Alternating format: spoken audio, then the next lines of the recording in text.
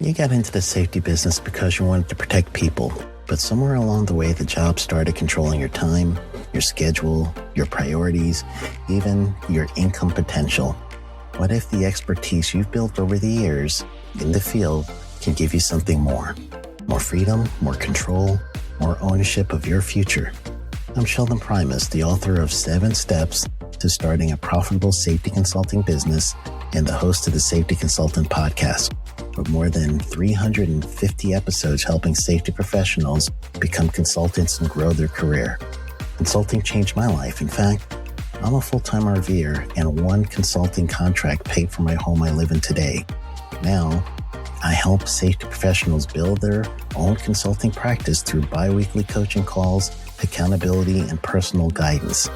But this program isn't for everyone. Start with the Consultant Readiness Audit at sheldon.coach. What if everything we thought we knew about safety was just interference? From the host of the Rated R Safety Show and the founder of Safety FM comes the complete Signal Transmission Trilogy, now available in one powerful edition. Safety, in my opinion, the book that started the conversation. Safety Mutation, where the boundaries of culture, systems, and belief begin to break. And now, Safety Transmission, the final piece of the signal. For the first time, all 3 books are together in one volume. The Signal Transmission Trilogy, Complete Edition. This isn't just about compliance. It's about consciousness. It's about decoding the way we think, lead, and live, inside and outside the system. Whether you've been following the signal since the beginning or you're just now tuning in, this is the version to own. Search Signal Trilogy on Amazon or visit safetyfm.com to get your copy now.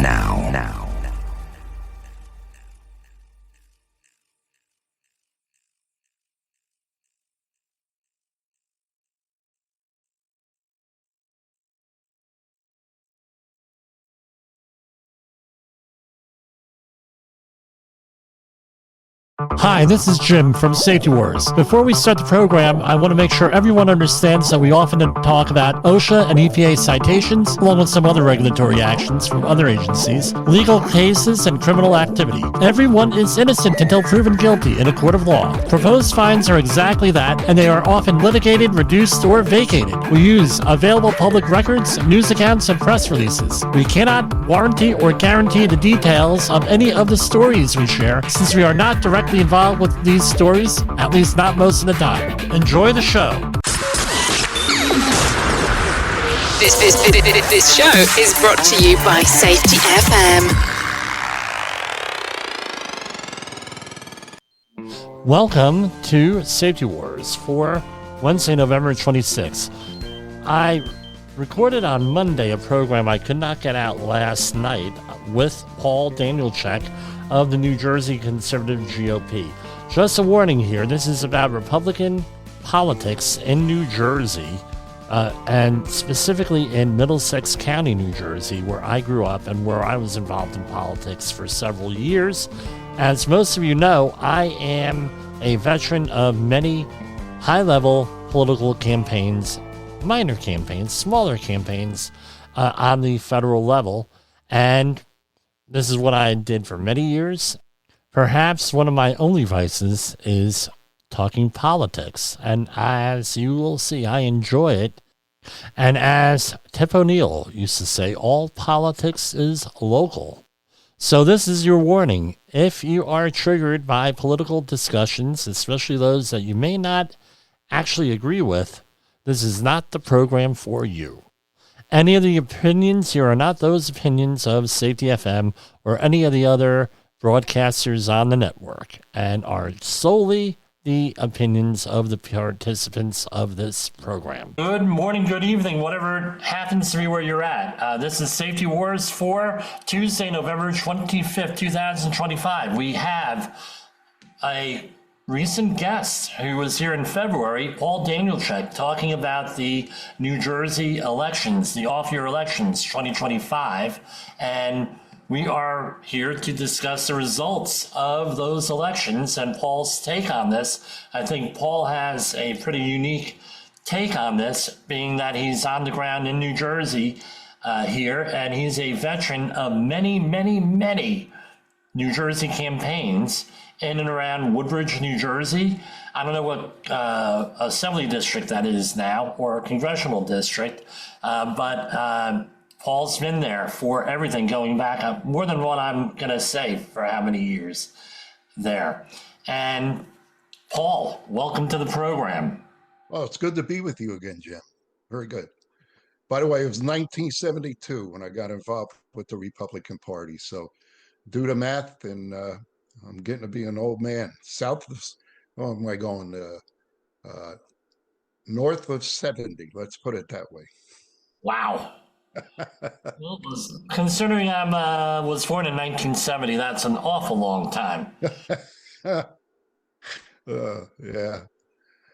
The aches and pains are coming now and then. Yes, I know. Or arthritis has hit me. Oh.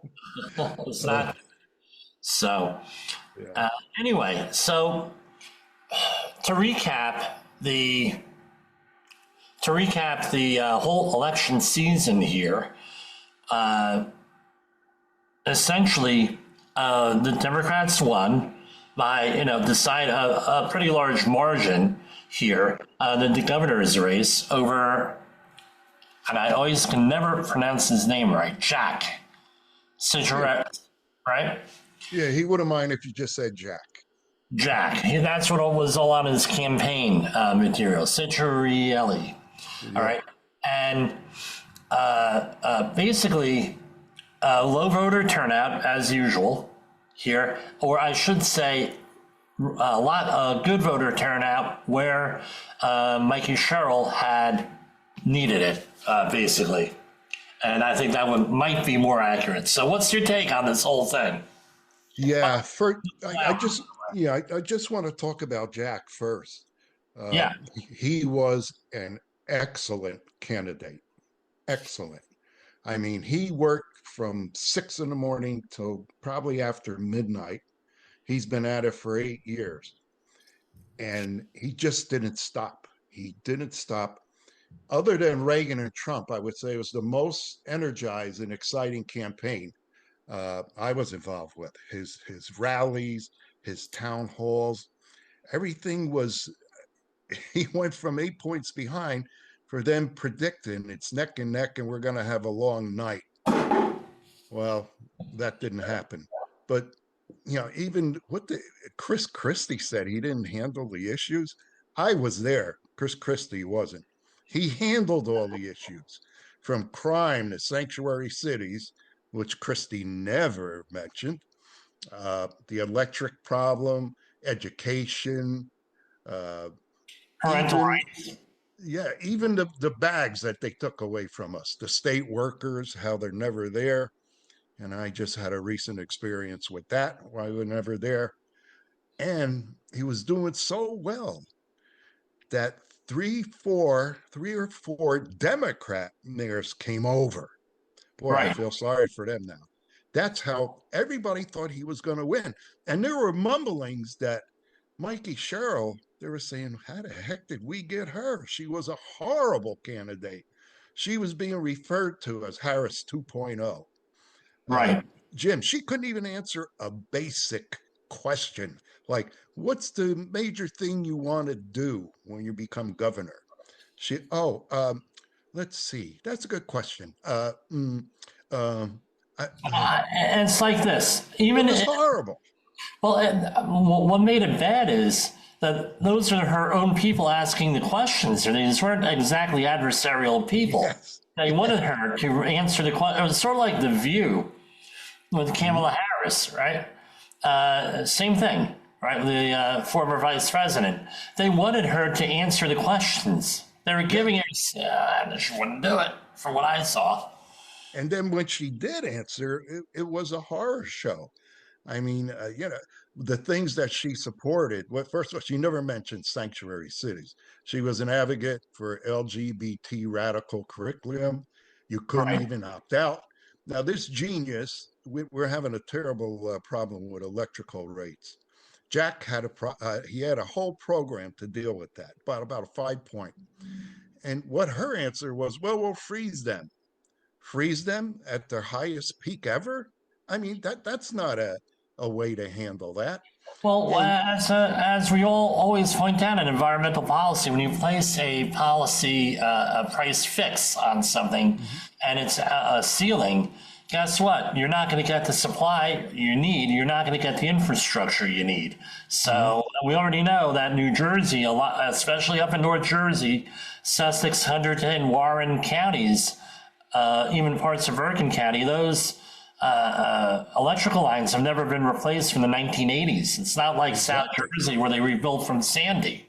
And that's one of the things Jack wanted to do, reignite these electrical companies and do nuclear again in South Jersey and a whole bunch. He had a whole program. Hers was just freeze them.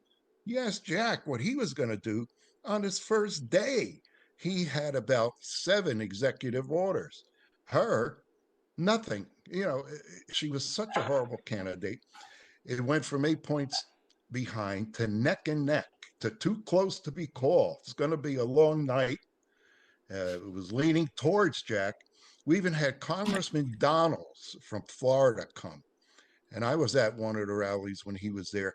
He was so amazed at the energy, the people, the enthusiasm. I think he was just as shocked as I was election night. And Jack was supposed to win. Well, we know what happened the next day. Right. Now, I think part of this is, and I mentioned this, I don't know if you've been listening, was with the, I'll give an example of the SNAP benefits. All right. So it's like they get you to take government help. And I'm not saying that, no, there are people on SNAP benefits that absolutely need to be on SNAP benefits. If you're a child, if you are disabled, legitimately disabled, right? You went through the whole process like I've had to do with family members where you had to get them declared disabled. And if they're elderly and truly indigent, I don't think any reasonable person out there is going to be against those people getting SNAP benefits at all. I don't think. And then you have the other people on it that may be the caretakers for what we just mentioned, parents of the people we just mentioned, things of that nature. So we're looking, if the numbers hold, I don't know what the numbers are in New Jersey, but 61%, you really can't argue this, all right? The 39 remaining percent in New York, and now we can talk about what to do with those. But then what do you have? The government shutdown. All right, you have the government shut down. The SNAP benefits are being threatened. Now you're putting these people into a situation where you're weaponizing a government benefit. You're weaponizing it. And as we know, I believe you're ethnically Ukrainian, correct? Danielczyk, no? Polish and Norwegian. Okay, Polish, and it'll work for you too. Very stubborn.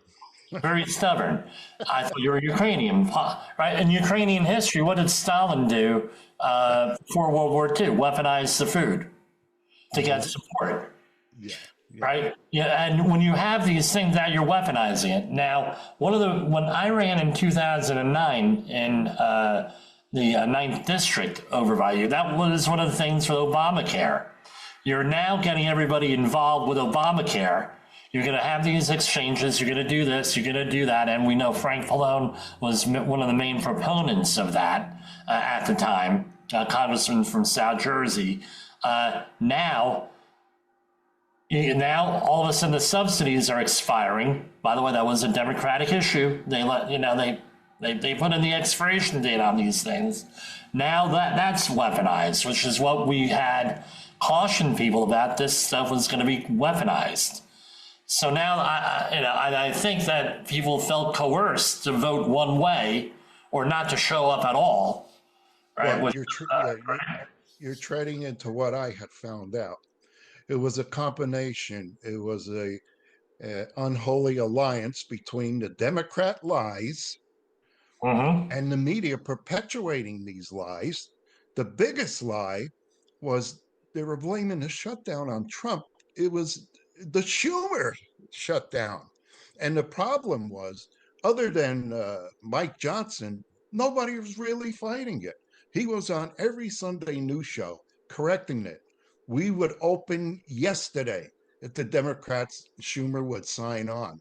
But somehow it became the Trump shutdown. And what people were seeing toward the election, they were seeing, you mentioned the SNAP people going to food banks, oh, we're going to starve and this and that. Then you saw the the uh, the airport controllers. They're showing them are driving Uber. They can't live. They're not getting paid. The military's not getting paid. People are getting their benefits. I mean, it just went on and on and on. And people are saying, and since it was supposedly a Republican shutdown, they're going to heck with these people. My son, my daughter, they can't even get to me to Thanksgiving because of these Republicans. And notice when they finally did open after the election, those skunks. They could have did that before, and a lot of problems were being solved. And here in New Jersey, her disgusting campaign, full of lies, saying that Jack was going to raise taxes 10% on everything. What he was doing at a town hall meeting, he was discussing what certain uh, states do. Instead of property tax or a sales tax, they have a 10%, 10% sales tax instead of property tax and other Well, taxes. He never advocated that for New Jersey, but that's what they put on over and over. She claimed that he killed uh, thousands of people because back before, when we knew how bad it was, um, Oxycontin, that he has involved with, I don't know if he wasn't directly involved, but he had an influence in there with advertising or something. But right. then they found out she took money from the same company. So it was full of lies, it was distortions, and the people were holding Republicans responsible for what totally was a Democrat shutdown. Well, And here's the other thing. I have a passion for disaster preparation. I have at least 60 programs. Believe it or not, up in Finland last year, I had a couple of shows go viral on disaster preparation. They went back in my archive and downloaded because the government told everybody to be prepared for a nuclear war with Russia, basically. And it was just one of those weird things, I felt like a music guy, a musician, that one of his songs has been out there for 25 years and it hits the top 10, It's like, where did that come from? But there was always a debate. How long will the food last if we cut off the food supply? How long? And now we have our answer. The answer is 12 days. Because the SNAP benefits were cut off on November 1st, all right? Or they were partial benefits, and all the food banks were empty by November 10th, and the shutdown ended on November 12th. So there's your answer, in my book, about 12 days. They also demagogued health insurance. Oh, people are going to be without their health insurance. And people are listening to this. Republicans are going to take away their health insurance. It was a lie. It was going to go through till the end of the month. Speaker Johnson says we can negotiate that, but you have to open the government first to do it. They wouldn't do it. And in fact, that was Obamacare. That was the Democrats' baby. Not one Republican voted for that Obamacare. So that's the mess they created. And somehow these skunks, they're good at what they do. They turned it around and blamed it on the Republicans. Hey, that's your baby, Obamacare. It's not a Republican plan. They wanted a different plan back then. But no, we had to have a government-sponsored Obamacare. So even that was a lie. It was very, very disgusting and disheartening. And I can't imagine the day that night when Jack lost. At his victory party, it was packed. There was a mile long to get in. Everybody could taste that he was going to win this. In fact, we're talking about arthritis. My arthritis blew up so bad I could hardly stand. And I told my wife, I'll go with my mother's walker that we still have. I want to go see his party, but I said, I'm not going to be able to maneuver. And what had happened, he must have been in shock because he worked so hard. And to lose, there's one thing about losing, but to lose to an empty uh, candidate like her, an empty pantsuit like her, that had to hurt even double. Uh, Well, here's the other thing. On the legislature, now the Democrats going into 2025 in New Jersey, you're going to have a supermajority in the Assembly, right? And in the Senate, the upper house, you're going to have a 25-15 to the Democrats. I don't know if that's veto-proof or not, or if I guess that's a supermajority there. I mean, they're in control of everything there. And, exactly how are they going to fix this? I mean, math does not lie here. The math is that they had to cut spending. They cannot borrow anymore because borrowing doesn't fix the problem. That's probably what they're going to do, is borrow and bond and everything else to fund this. And right now, I mean, the data that I'm seeing out there is not showing rich people moving down to Florida or anywhere else, in huge numbers here at this point. I don't know. You're a realtor. That's your daytime job. What are you seeing with that, with the demographic end? Are we getting a lot of people moving out or no? Here. They're moving out, but the problem is, why are you going to move when you have a 3% interest rate, and to move you'd have to have a 6? People from New York are coming. Somebody had an open house the other day. The people that came were all New Yorkers. That's how bad New York is. They think Jersey's good, but it's a problem. And I got to tell you, I'm a Trumper through and through. I would have never guessed. He didn't do us any favors saying, "Oh, gas is $2.50 now and groceries are cheap." I go shopping every week with my daughter. The prices haven't come down. The gas is still going between $3, a little above, a little under. I found a place that was at least $2.73, but you could hardly find them. And him going around saying that, and the people are saying, "Wait a minute, that's not how it is when I go." So he was a little culpable in that too. It's amazing that New York, up where I'm at, up in Rockland County, things are cheaper than in New Jersey for gas. The gas up there is consistently lower than $3, as opposed to New Jersey, which is consistently above $3. Not here. Yeah. No, I even checked with our, I think Steve Lodigan, a mutual acquaintance of ours, used to joke that New York, upstate New York, not New York City, is a tax haven for New Jersey, because the taxes are better where I'm at than in New Jersey. I was looking at moving back to New Jersey because I have a house in New Jersey, you know that I had inherited from my parents. And in northern New Jersey, that's, I've been renovating it for the last year. But anyway, would it be better for me to move there from Rockland County? And my accountant said, "Don't you dare." No, go to a state where you could get more house for your money, where the taxes aren't crazy. Where you have kids where they can send them to a school where they won't be indoctrinated. There's opportunities out there. I'm looking forward, once my son-in-law gets his promotion, to go to Tennessee. I've had enough of this place. It's no, and I have a granddaughter, 3.5. I said, "Don't you let her go to any schools in Jersey. Good Lord, don't." Well, what they're interested in, they're more interested in equity than education. Oh.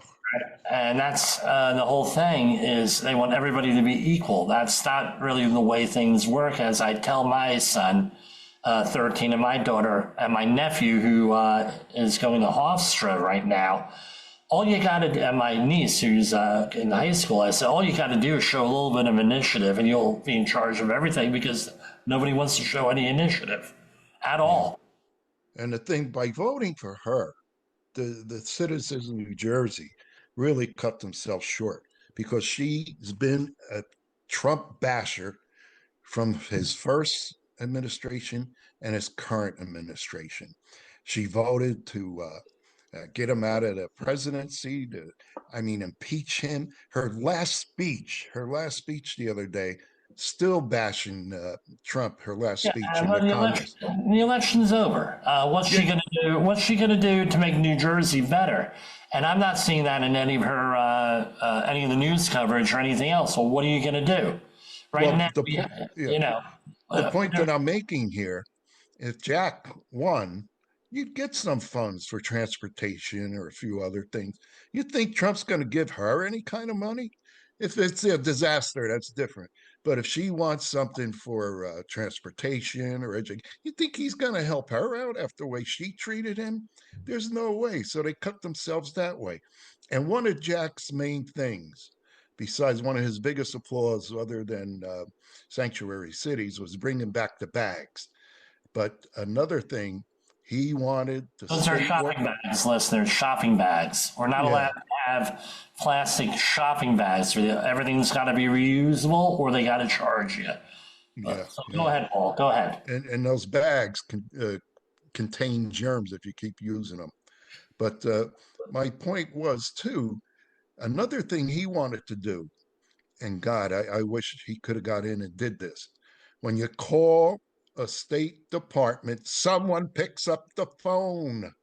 I got a letter. I have a special needs daughter. The letter was threatening to take away her Medicaid. And I had to fill out this big questionnaire about her income. All she has is Social Security. She has no income. She has no savings. She has nothing. She's not capable of holding a job. I called. What I get? I got, leave your message. We'll call you back. 2 days later, she called. I missed the call. I called again. No one picked up. She called me back. We're playing phone tag. That shouldn't be. And it's every department in the state of New Jersey. I don't care if it's motor vehicle, whatever it is. You don't get a warm body on the phone. And that's one thing. One time I called an office. I heard kids crying in the background. You know, they're working from home, and without being in the office, you're not going to work as hard. And that's one thing he wanted. Unless you're my wife. Unless you're my wife. She must be 14-hour days, I was so looking forward to them being forced to go back into their offices. So they think they're so smart voting against Trump. Well, it's going to come back to haunt them. Yeah, but I think what the governor-elect Sherrill did was she nationalized the New Jersey election, is what it was. And often that's what happens, where if you recall back in 1994, that's what the Republicans did to the Democrats, or they nationalized all of their elections. They're able to win back the House seats, the House of Representatives, first time in 40 years, and the Senate, the first time since 1986, I think it was. Mm-hmm. And 86 to 88, that was a Republican Senate. But and I lost the congressional race by 5,500 votes. Right. And we had the best campaign for Flim Flam Florio, as Bob Grant would call him. Right. I mean, his $2.8 billion tax increase, that really helped a lot. And I came in a district that they write off within 5,500 votes. Right. The Republicans took the state house. And but so much damage is done in the meantime. And then they lied again. After we got in there, Democrats are saying Republicans are going to take this away, they're going to take that. Right. And it wasn't true. So but they have the media at their beckon. So that's what happened. Yeah, so I don't know if you know the history with this, behind that whole thing. When Gingrich was elected congressman, Newt Gingrich became the Speaker of the House. That was in 1977 he came in. I believe he was elected in 76. He came in 77. All right. And what he did was, that was when C-SPAN first came out, remember, pre-internet days, and they had special order speeches at at the end of the House Day, where if you just want to get on record, I believe you get a 1 hour at the end of every day. And the way the cameras were set up was just on him. All right. And what he ended up doing was laying out his case for conservatism. And it evolved over the years. And at the same time, the VCR came out. So he had somebody on his campaign record all these speeches on C-SPAN, and what they had were watch parties in his district. And they would go around and, oh, look, this is what our congressman is doing. They had people editing things and, piecing things together with that. And eventually, with him, and you had the fairness doctrine ended, and that's when you had the rise of Limbaugh, Morton Downey Jr., if you remember him. I was on that show too. Right, you were on that show. And Jesse Jackson was the topic, and I blasted him. Oh, was that the one where Alan Karcher was on it? Yeah, and also Ray Innes was on that also. Not on that episode, but he was a regular on that. No. It was a regular one. I got to know him pretty well personally over the years. But Roy, God bless his soul, and God rest his soul, he came down at the Middlesex County Convention to endorse me at the county convention when Pete Zika at the last minute decided to drop in. Right. And I lost by 1 vote, and then everybody ran out of the room. Right. But Roy came. But anyway, let me get back to this. So what he ended up doing was it took 17 years for him to educate people, and things went nationwide. Right, with the videotapes and Newt Gingrich is going to be on C-SPAN, blah, blah, blah. I remember back in college hearing this in the late 80s, early 90s. And I think we've gotten away from that and gotten into rhetoric more. And ever since you had, people like Bob Grant, Limbaugh, and all these, Limbaugh started to go south in the early 2010s there a little bit. But when you lost all these people actually doing the educating and motivating the voters outside of the candidates, right? That's when we were strong here. Mm-hmm. And as I see it now, we're not getting a lot of that. We're getting more and more rhetoric and more sound bites. And the internet, TikTok, Instagram, short form interviews, they're not hacking it. So, and this isn't a secret, right? Year 1, you have to educate the voters. Year 2, you try to run a couple of candidates, try to build an organization and educate the voters. Year 3, you educate the voters, and year 4, it's get out the vote on here. And that's a very simple formula. But I don't see anybody doing that on the right side. On the left side, a little bit, but they're teaching them the wrong way, and they're doing it through the schools. Any thoughts on that or no? Well, that's always good to do. But this last election, between the lies, the demagoguery of the left and the media, with their unholy alliance, the mood was out there, and it wasn't for Republican. And that happened I'd say the last 10 days of the campaign with, I was saying, the air traffic controllers being Uber drivers. They can't show up. They're tired. Your relatives aren't going to make Thanksgiving. And then you see these people, they're starving. They have to go to food bank, all that stuff. And even, we were losing too, thanks to the media. The sanctuary city illegal thing, because what had happened, and I know a police chief, he said, Paul, this can happen in regular police work. They would bust a Hispanic that was a legal immigrant, and boy, did they blast that all over the TV. We were losing Hispanics because they thought they were going to get arrested, and that's not true. It happens once in a while. It can happen to anybody. What happens is they added that to it. We were losing the Hispanics that we got to build up with.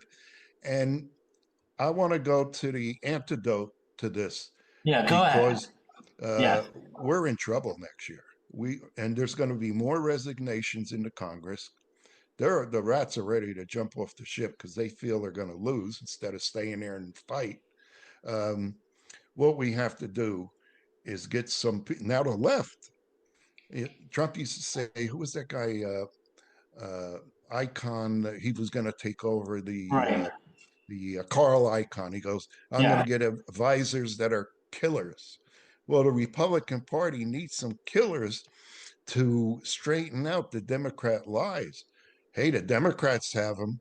They have Crockett, AOC, the Squad, Jeffries, Schumer.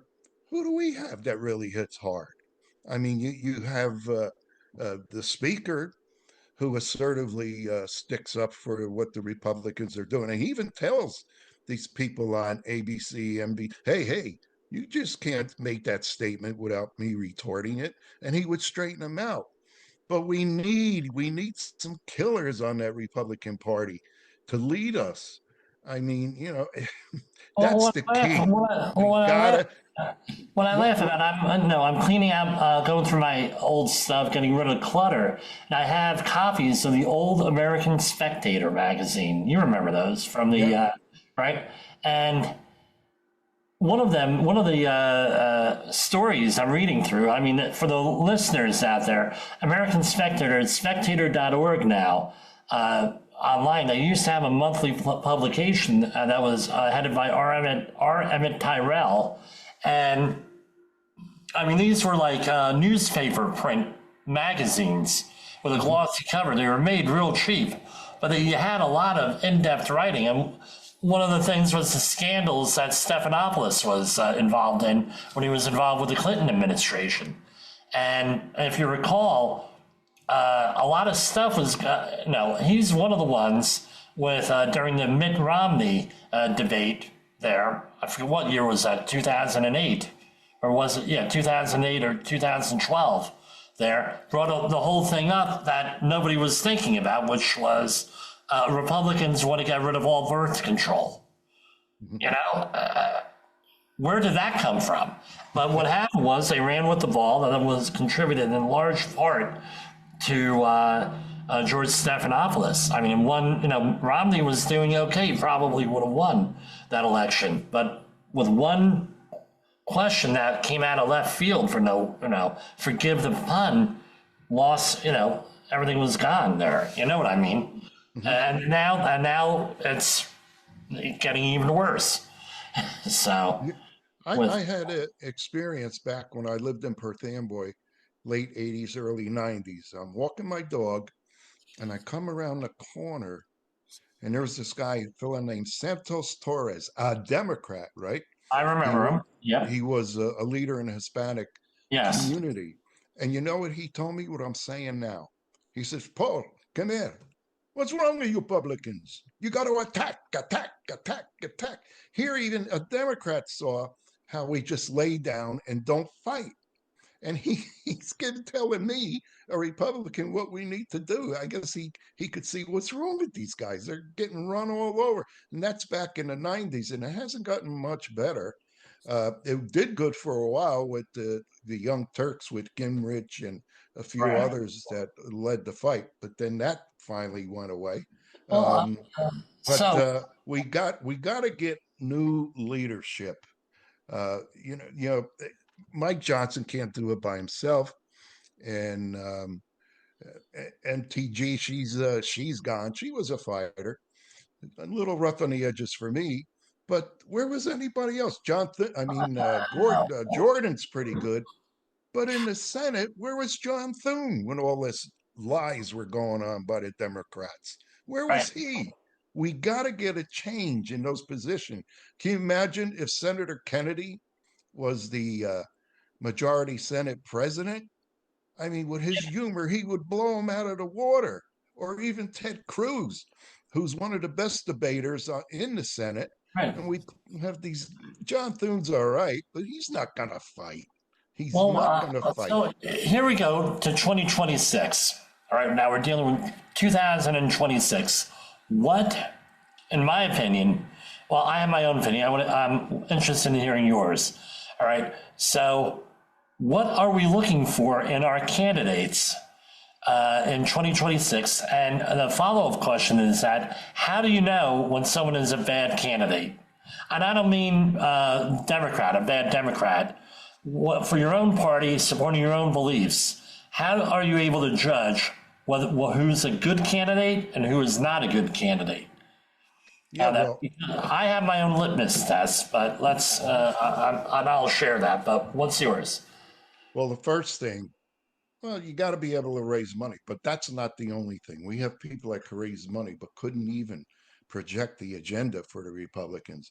They Right. have to have somebody that has a clear vision of what the president wants to do and be able to fight and attack the lies of their opponents. They got to be merciless on this. I mean, and they don't do it. And they have to, just like Santos Torres told me, when they start up, attack, attack, attack. And a lot of them are afraid to do it. They're just afraid to stick up for the values of the party. And, like I said, in New Jersey, it's real bad. We got to get some big changes there. I mean, we have a couple, who would make a great New Jersey State Republican chairman? Write this name down. Mario Kronjak. Right. That guy is excellent. He came into the gubernatorial race late, but look up him, the way he handles himself. He was on one of the New Jersey news with this guy Cruz. He demolished him Right. in a nice, assertive way. That's the kind of guy we need to have. And then, for example, I think back to Reagan and Carter on that. Reagan was able to crack a couple of jokes with Carter in the debates and everything that everybody got a good laugh out of, including Jimmy Carter. there you go. That's why right? Kennedy as Senate president would be excellent. Or Cruz. And in New Jersey, it's even worse.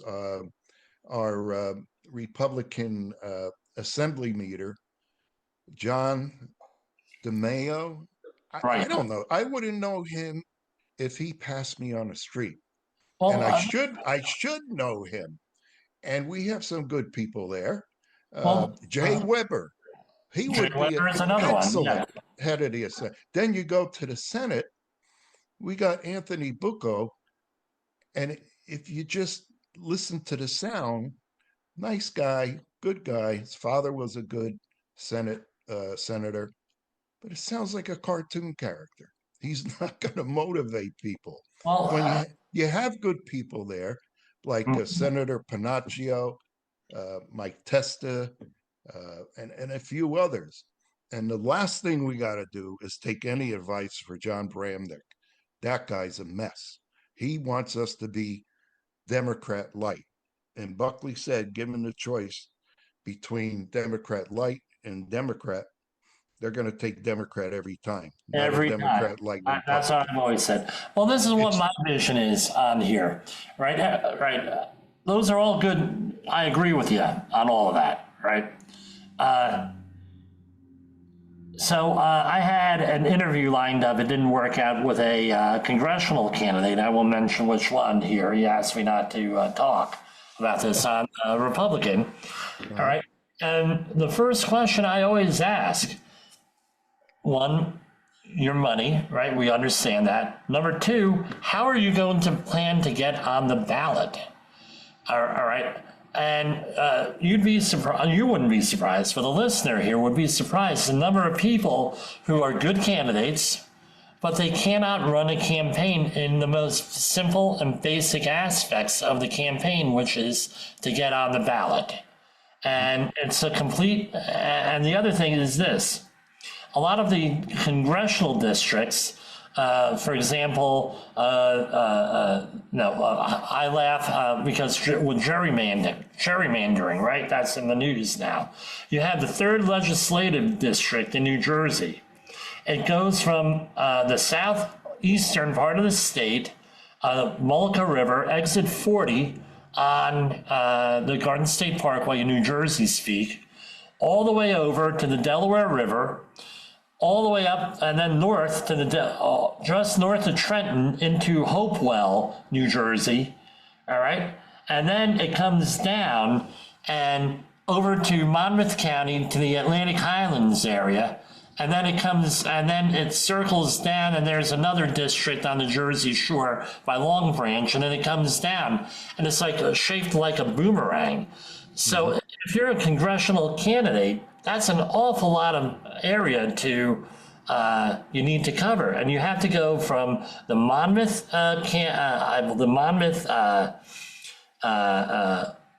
convention for the Republican Party. Then you got to go to Somerset County up there, Mercer County.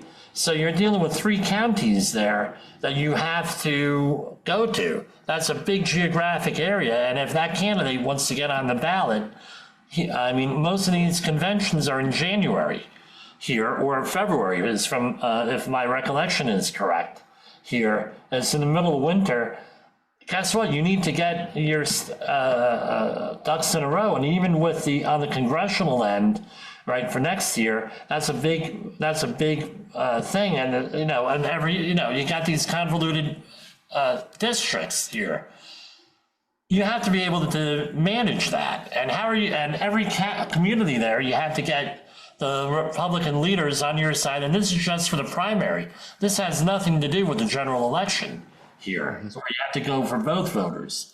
So if you don't have a plan to do that, and you don't have an accounting staff, because they're going to destroy you on accountants and everything else, you're going to have a problem running. Now, that's what I tell candidates.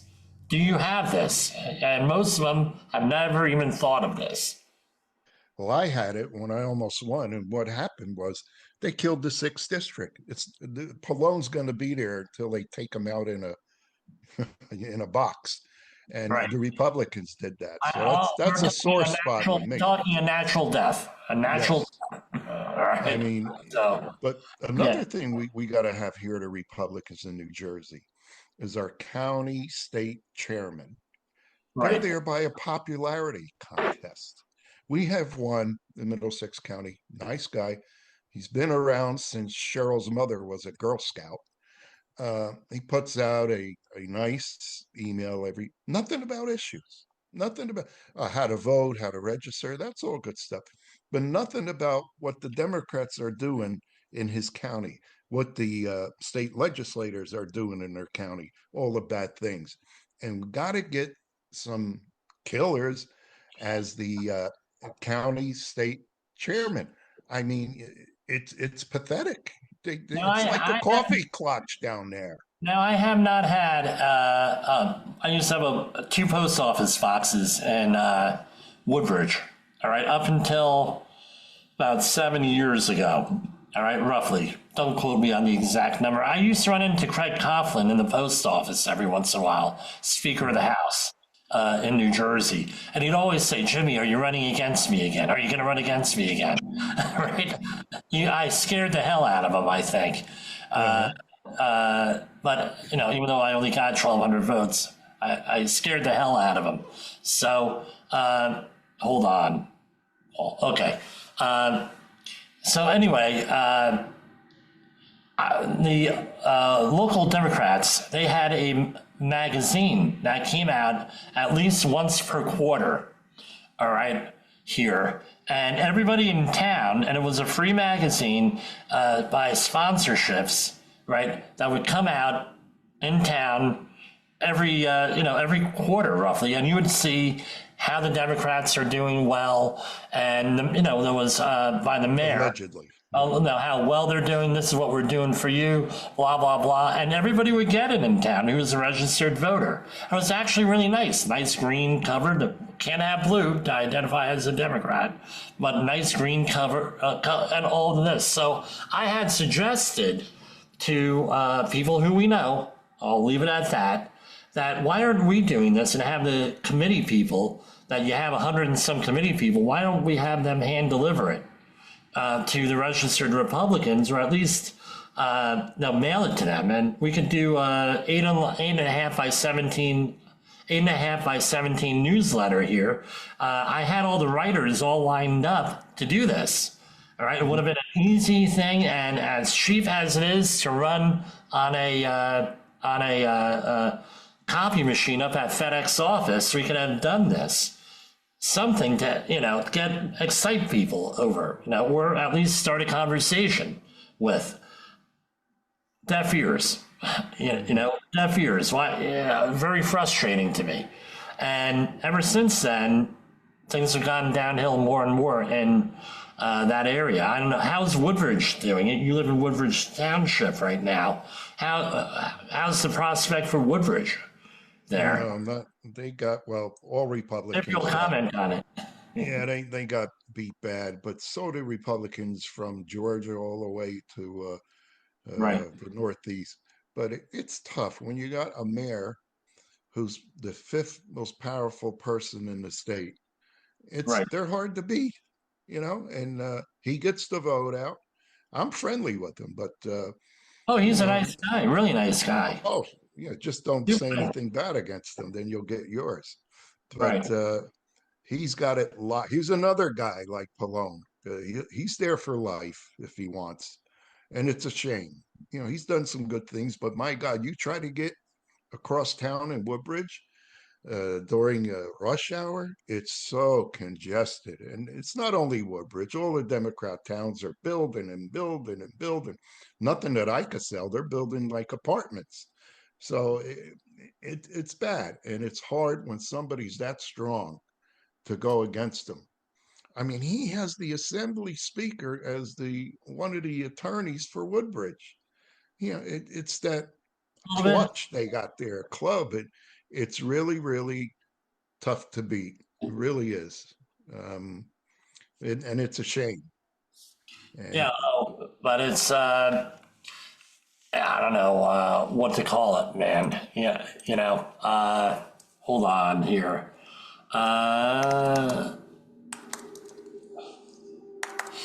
But we may have to edit that out. So it's all right. I don't normally. I don't want to aggravate everybody here, but we'll aggravate people, but not everybody.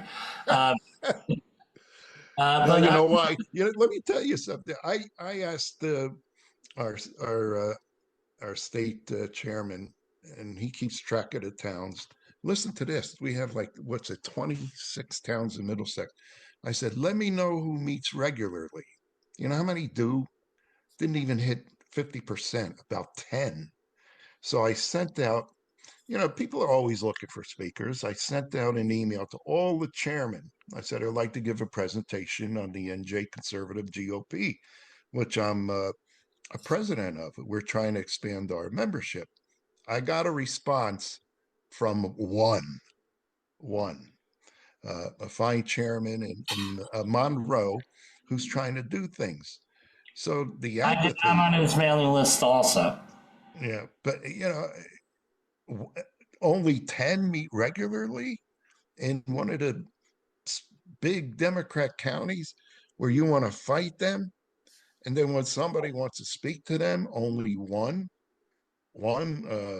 responds, and okay, and we had a good meeting. We really did. But as usual, the towns that I did speak in, I should have known going in. Republicans did more fighting each other before I got to speak than, helping each other. Every town I went to. And that's a problem too. We got to get together and beat these guys. And when they're down, kick them.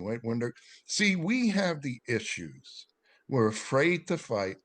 They don't. They lie about the issues. They lie and they have it down to a science, and they have the media which will perpetrate these lies.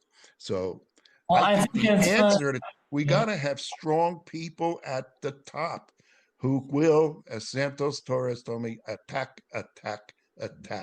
And you could do it assertively, like Johnson does. And if you want to be a flamethrower, that's even better. Embarrass them. Before we go, there's one issue that I am sick of hearing already, and I'm amazed that the Democrats wrap themselves around that. This issue that's. I'll do it now because. Do it now. Go. We have 9 minutes here. This one got me nuts. The Democrats are running on, get this, affordability. Now, what party has blocked people from becoming affordable? They voted against the big, beautiful bill. Here, I mean, the Democrats been in charge in New Jersey since the mid-90s, today, up till today. They've been in charge. They taxed everything on earth. When they ran out of things, they even taxed paintball, where, those paintball games. They've been in charge. How could the heck could see the problem with it's not a problem for them, but the Democrats, if you take their dictionary and look for the word shame, it doesn't appear. They have no shame. How could they say they're going to make things affordable when our governor voted against the big, beautiful bill, which have no tax on Social Security, no tax on tips? I mean, there's so many tax cuts in there, and the Democrats voted against it. So how the heck are they for affordability? How are the Democrats in New Jersey for ability when they've been in charge since the mid 90s and done nothing to make New Jersey more affordable? It drives me up a wall. And your listeners, they're going to hear that word ad nauseum. Don't fall for it. They are the last people that can make anything affordable. Well, here we have something here also, right? The last days, we'll circle back to the SNAP benefits. There are 8.7% of the New Jersey population is on SNAP benefits. And as I said, there are legitimate reasons to be on SNAP benefits. I mean, nobody wants the disabled people, old people, children. We get it. No problem here. All right. So my question is this. What are they doing with food security? And that's another buzzword. We're not food secure, and that goes along with affordability. What do they do? Nobody proposed here on how to fix that problem. I don't even see it as a problem because this is, again, weaponizing food here. Situation. The waste, fraud, and abuse is very prevalent in that program. And illegals are getting SNAP. And the Republicans want to cut that out. And the Republicans, they don't want to hear about that because they're future voters. That's their future voters. Once they get their so-called pathway to citizenship, which I'm against. Now, now we have a census coming up in 2030. All right. And on my program, we have discussed government collecting statistics, including the census. The Trump administration wants to reform this, and the Republicans have gone along with it half-heartedly to reform the census taking, where you're only going to be counting the number of citizens and this to be included in the census for purposes of apportionment of representatives. What's your thinking on that?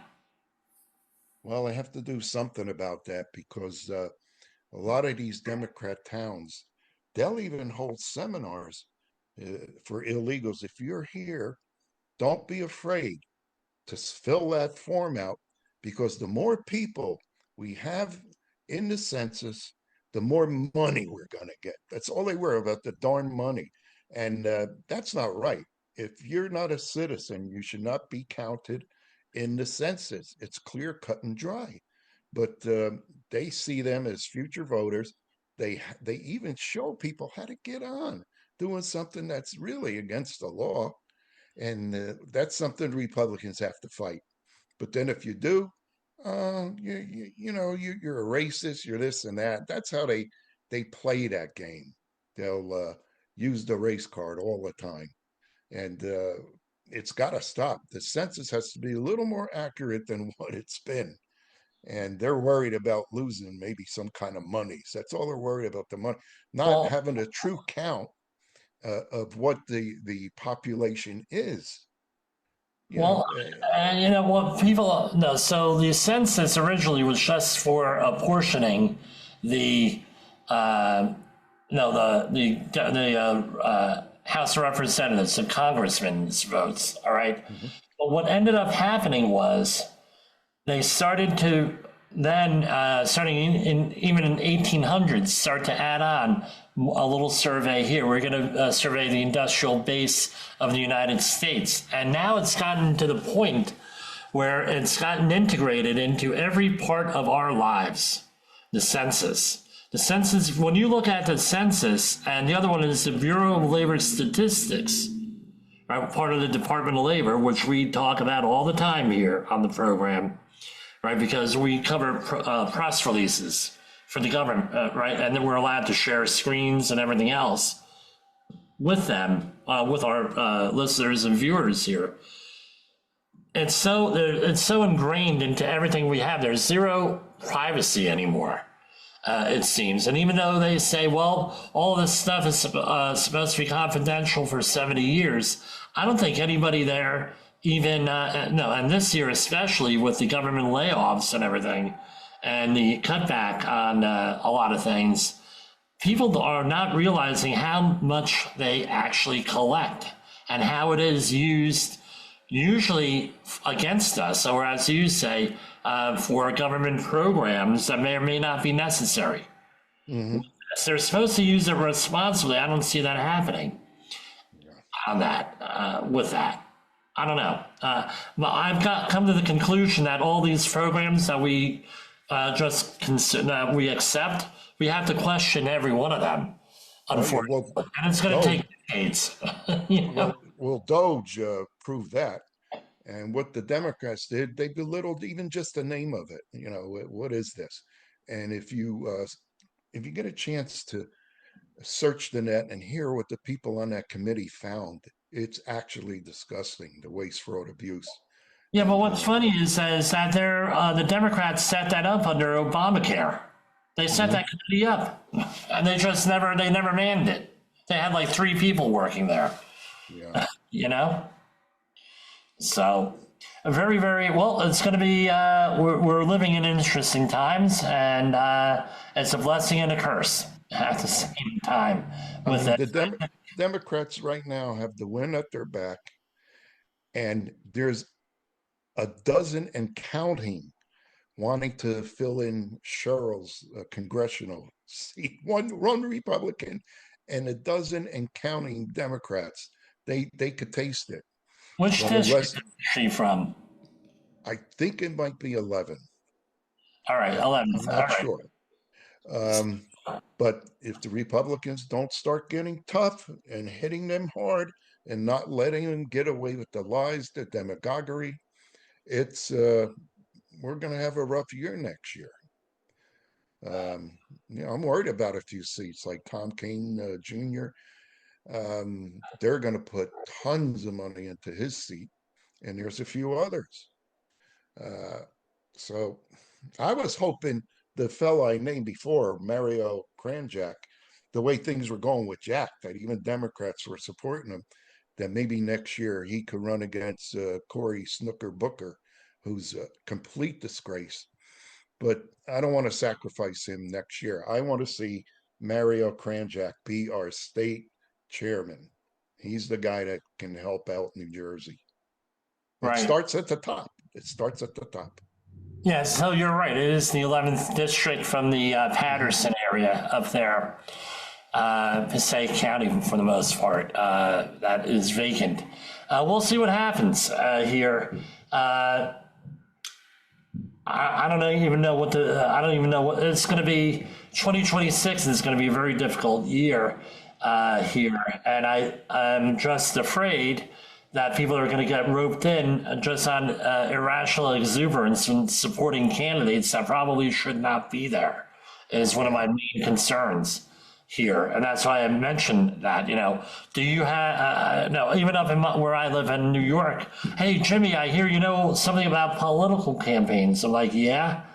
And then I said, and then we run through the questions. Did the people who are recruiting you to run for office, did they tell you any of this stuff? No. Well, you got to question whether you should be running a political campaign or not.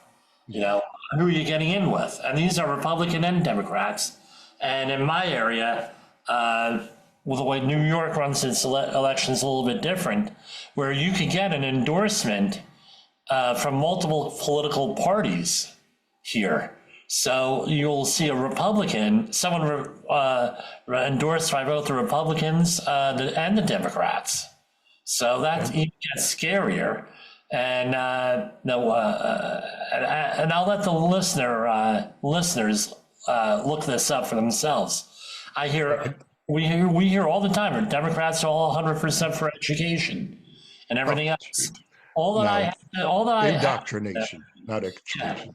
All I have to do is I say, look up East Ramapo School District, and then you'll have all your answers there on what the Democrats think about education.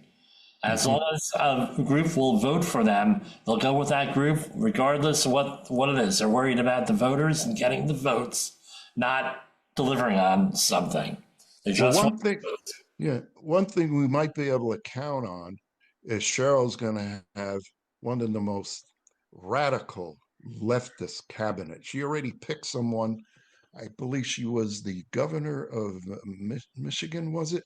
And she served in, I believe it was not Obama's, but what's his name? Hillary's husband in his administration. And she was a mess. She's a real leftist. Bill Clinton's administration. Right. And that's one of the first ones she appointed, and it's a bad one.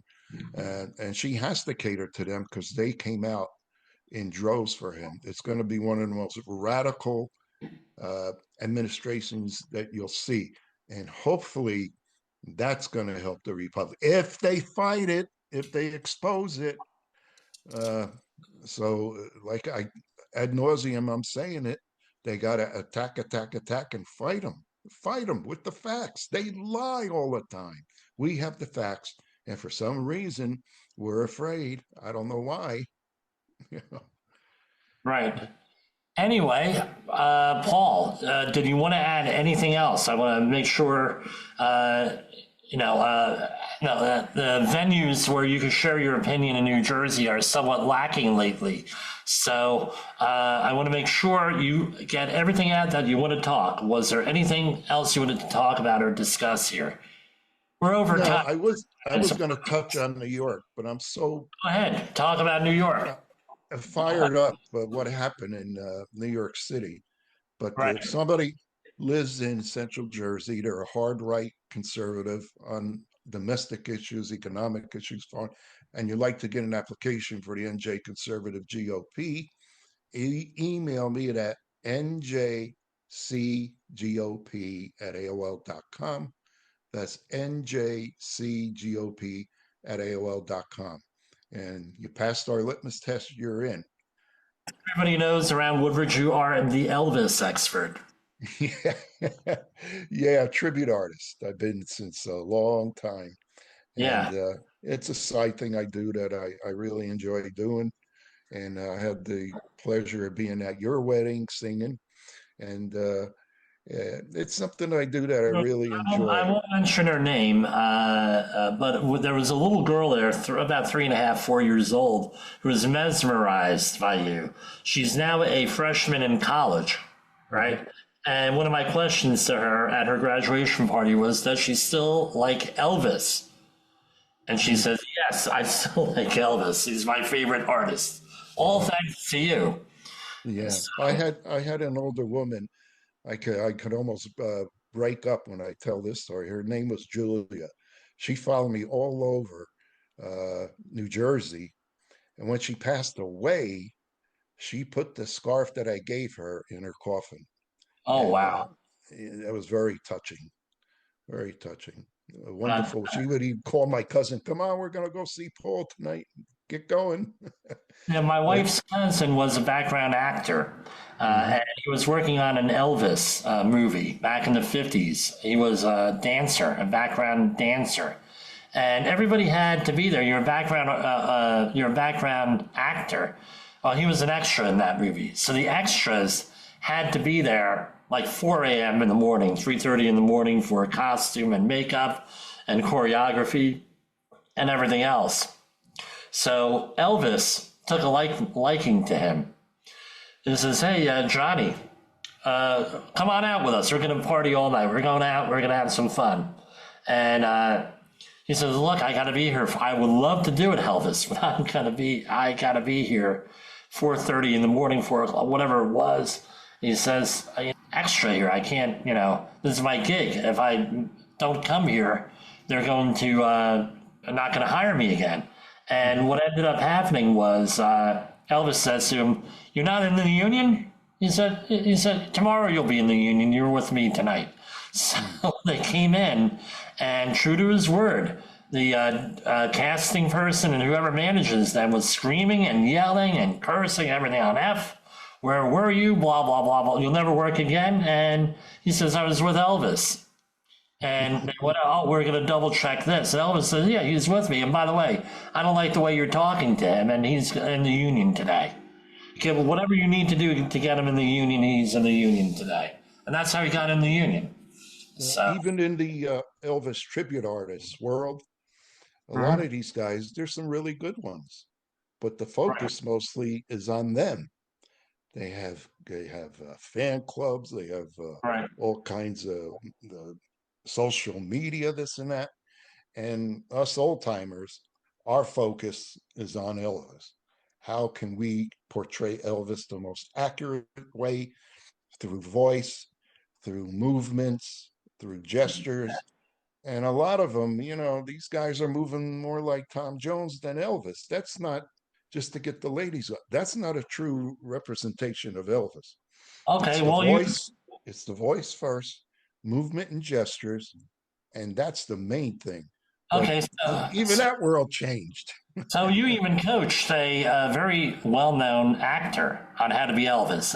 You want to share that at all, or no? Go ahead, tell him. So who was it? Jason Momoa? Yeah. Yeah. So Aquaman, and also many other roles here. Yeah. So he was going to be Ellen DeGeneres when she had a show. They were looking for a coach. She was going to go as Elvis as the for Halloween, for their Halloween show, and they found you to coach.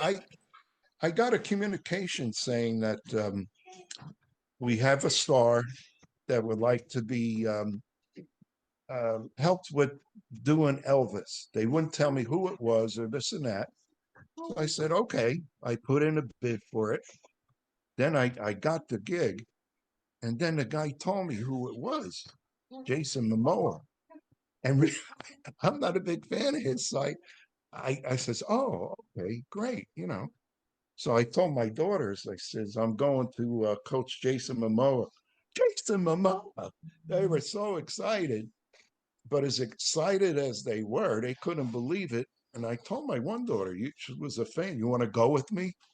And she said, no, I don't think I will. And the reason why she didn't want to go with me to New York, she thought it was a hoax and didn't know what I was getting into.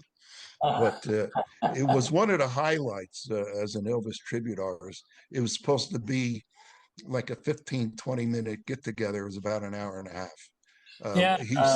He's such a great guy, and he got into it so much. He loved it. He loved it. Kids are like that. I took my kids to the Capitol, and I went to Mike Lawler's office. He's my congressman, which I know you definitely heard of him. Yeah. And they didn't believe me until they got the VIP, what they call the VIP treatment at the Capitol.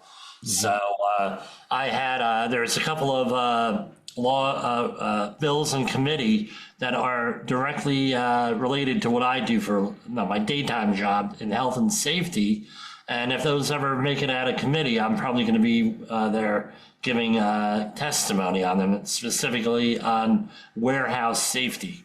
There's a couple of warehouses, I won't mention the name, you've heard of them all, are being very unfair to their employees and are involved in federal lawsuits right now over it. So anyway. Well, Jim, I just want to say that you and your family are a very good friend of mine, because you've been involved with me on my political scene. You've been involved with me with my Elvis, and also with your real estate. I just closed on a house of your aunt here in Avenel. So you and your family are really good friends, and I deeply appreciate it. Well, you sing at all of our, when we need a special singer at our events, you're the one we call for with real estate with that. And you helped us out on a couple of referrals on real estate also. That my wife and I were, you're not licensed in New York, but you know people in New York. So. Yeah, and I could, find a realtor out there, a top-notch realtor to work with there. We have that relocation. Right. I'm with Keller Williams, and they're not only throughout the United States, but they're worldwide. Right. Even some people have been moving out of the country. So, yes, we'll wrap it up here, Paul. Your contact info. Well, basically, just email me if you have any questions or afterthoughts. njcgop@aol.com, njcgop@aol.com. We're working on a website. That's been a long thing trying to get that going, but that's the best way to get a hold of me. You're better off with a Facebook page and social media page on that. They're free, right? So, if I had the time, I'd run it with you. But I'm where I am, and you are where you are, and I enjoy doing what I'm doing now. As you know, I thoroughly enjoy this. Thank you. These conversations, I've enjoyed this conversation, and that's where we're at. So for Safety Wars and Safety FM, this is Jim Poesl and Paul Danielczyk of New Jersey Conservative GOP. Thanks a lot. Have a happy Thanksgiving. Even with all the craziness going on, there's a lot for us to be thankful for. Exactly. All right, Paul, thanks a lot. And that was our conversation with Paul Danielczyk of New Jersey Conservative GOP.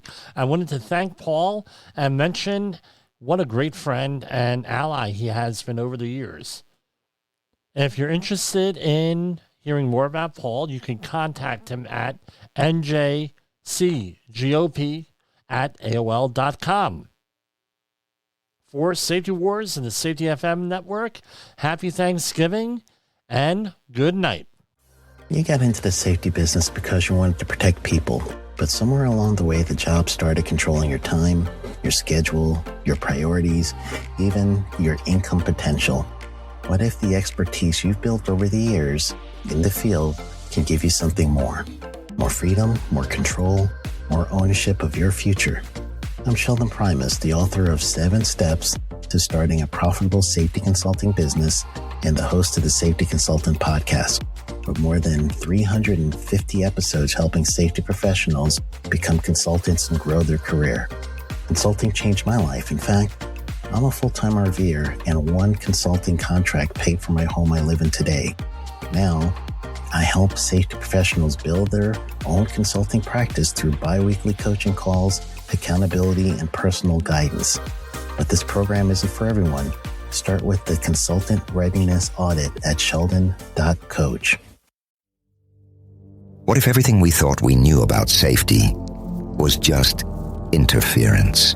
From the host of the Rated R Safety Show and the founder of Safety FM comes the complete Signal Transmission Trilogy, now available in one powerful edition. Safety, in my opinion, the book that started the conversation.